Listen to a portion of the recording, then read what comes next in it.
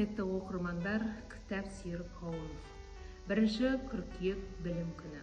Құрметті ұстаздар, оқушылар, ата-аналар, сіздерді сусындататын білім күнімен шын жүректен құттықтаймыз. Мереке кейбір азаматтардың мектеп қабырғасын, колледж және жоғарғы оқу орындарына барған күндерін еске түсірсе, жас мұғалімдердің алғашқы жұмыс күні әсерімен толғанысын айғақтайтын ұмытылмас сәттермен есте қалады. Бұл күн тек атаулы мереке ғана емес, сонымен қатар біздің еліміздің болашағы тәуелді болған қызу қайнаған жауапты кезеңнің бастамасы. Дәл осы күннен бастап алғашқы қоңырау үнімен бірге әр адам өмірінің жеке тұлғасы, азамат ретінде қалыптасу кезеңі болады. Бүгінгі мерекеге орай білім күні құтты болсын атты сыр сұхбатымызды жүргіземіз. Сыр сұхбатымыздың арнайы қонағы Жаңаарқа аудандық Аманат партиясы филиалының төрағасы Түсіпов Амангелді Бақышұлы.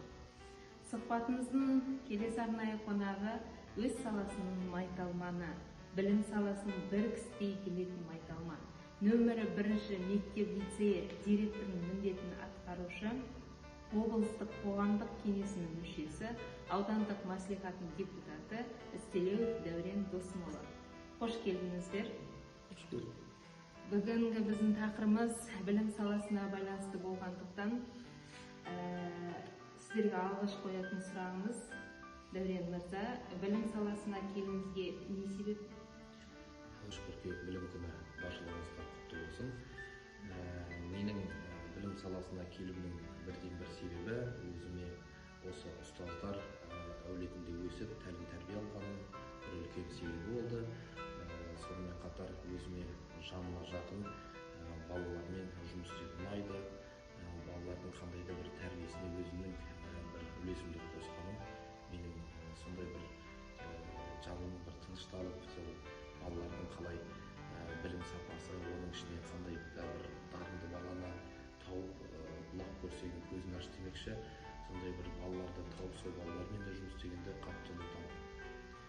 Балалармен жұмыс істеу жалпы өзіме ұнайды, сол себептен осы білім саласына келдім. Білім саласына осы ауданымызда қандай да бір дамуына, қандай да бір жақсы жетістікке жетуіне өзімнің бір жақсы үлесімді қосқым келеді.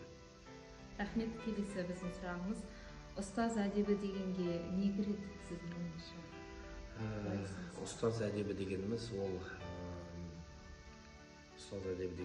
ең бірінші ұстаздың жүріс-тұрысы, киім кигені, тіпті шашының сипаты, жүзінің сипаты, жаңағындай өзінің ұстаз әдебі өз-өзін ұстауы және басқаларға үлгі болуы деп түсінемін.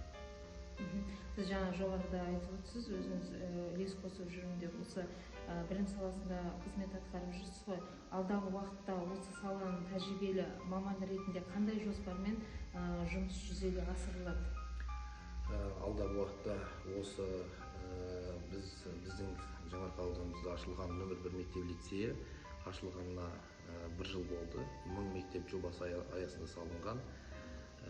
464 орынға, жалпы Қазақстанда бізде 760 бала білім алып жатыр. Сол 760 баланың ішіндегі мұғалімнің де сапасының құрамын бір керек жақсы деңгейге көтеріп, сонымен қатар балалардың да білім сапасын көтеріп, осы облысымыздың және еліміздің жақсы бір жетістікке жететін оқушыларды дайындап шығару. Жаңаарқа ауданымызда 28 мектептің ішінде жалғыз алғашқы ашылып отырған лицей мектебі болғандықтан, сол лицей мектебіне сай болып, жақсы көрсеткішке ие болып, алдыңғы мектептердің қатарына ену менің көздеп отырған ойым. Тілектеспіз әрине. Келесі сұрақта Амангелді Бақышұлы сізге қойғым келеді. Осы Аманат партиясының тарапынан осы мектеп жобасы аясы өтіп жатыр. Осыған байланысты сіздерде қандай да бір акциялар, жобалар жүріп жатыр ма? Қандай көмектер болады? Жақсы, рахмет. Қайырлы күн дегім келеді. Біріншіден баршаларыңызды бүгінгі оқу жылының басталуымен құттықтаймын. Енді сіздің сұрағыңызға келетін болсақ, Биылғы жылда дәстүрге сәйкес мектепке жол акциясы өтті. Оған біздің Аманат партиясы аудандық және облыстық мәслихаттардың демеушілігімен мұқтаж 21 балаға мектепке қажетті оқу құрал жабдықтарын сөмкесін алып берген болатын. Сонымен қатар біз өзіміз Аманат партиясының қызметкерлері тарапынан осындай мұқтаж 5 балаға мектепке қажетті оқу құрал жабдықтары сөмкесімен және мектепке баратын киім-кешектермен қамтамасыз еткен болдық. Сіздер мектептермен тығыз байланыста жұмыс жасайсыздар ғой? Әрине, біз аудан басындағы тек қана мектептер емес, барлық мекемелермен тығыз қарым-қатынаста жұмыс жасаймыз. Жақсы, рахмет. Дәурен мырза, енді сіз айта өтсеңізші, директор мен мұғалім арасындағы үлкен айырмашылығы неде? Өзгешелік бар ма? Өзгешелік әрине бар. Себебі директор деген ол жаңағы мектептің басшысы болғаннан кейін, қалай түсіндірсем екен, жалпақ тілмен айтқанда локомотив дейді ғой. Сол мұғалімдардың бағдарын беруші, жұмыстың үйлестіруі, жүйелі түрде ұйымдастыруы және қандай да бір жақсы деңгейге көтерілу үшін сол директордың ықпалы үлкен болады. Әрине ол жалғыз директордың ғана несі емес, өзі мынандай керемет сөз бар, білесіздер, мұғалім жаңағыдай білім мектеп тірегі, мұғалім оның жүрегі демекші. Мектептің нағыз жүрегі негізі ұстаздар, бірақ сол ұстаздардың жұмысын ұйымдастыру сол жаңағы директорларға байланысты. Енді екеулеріңізге бірдей сұрақ қойғым келіп отыр. Тәуелсіздік жылдарындағы оқушылар мен қазіргі 30 жылдан артық арасындағы оқушылар арасында өзгешеліктер бар ма? Сіздердің көзқарастарыңыз бойынша қалай? Айырмашылықтары қандай?